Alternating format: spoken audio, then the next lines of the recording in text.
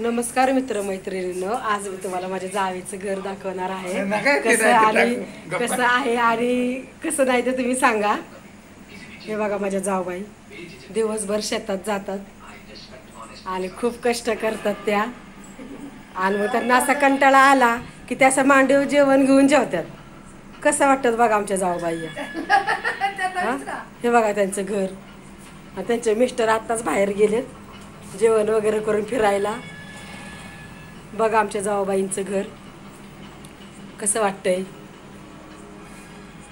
इतकं कष्ट करतात की त्यांना जेवायला सुद्धा वेळ नाही भेटत। शेतात जायचं, घरातलं उरकायचं, शेतात जायचं। हे बघा दुधाची भांडी, आल्यावर शेतातून आल्यावर धार काढायची, रतिबाचे दूध घालायचे सगळ्यांना, आल्यावर घरातला स्वयंपाक करायचा, सगळ्यांना जेवायला द्यायचं, आणि सगळ्यांच्या पोटात घातल्यानंतर ते एकटेच जेवतात। हो का, आज काय केलंय जेवायला तुम्हाला दाखवत्या। ज्वारीची भाकरी, हरभऱ्याची उसळ आणि कारलं।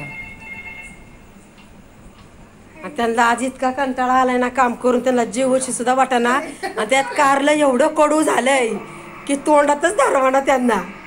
हे बघा त्यांचा मुलगा, आज त्याने खूप मासे पकडलेत। आमच्या इथे काल पाऊस झाला खूप, आणि खूप मोठा पूर आला, आणि त्या पुरामध्ये आलेले वाहून मासे जे असतात ना, ते मासे ह्या मुलाने आज पकडले। का हा मुलगा लाजतोय म्हणताना टॉवेलने तोंड झाकून घेतलंय, पण तो मला पाहतोय, ते तुम्हाला दिसणार पण नाही तो। अजून घे। हे बघा कसं वाटतंय घर, कसं आहे घर।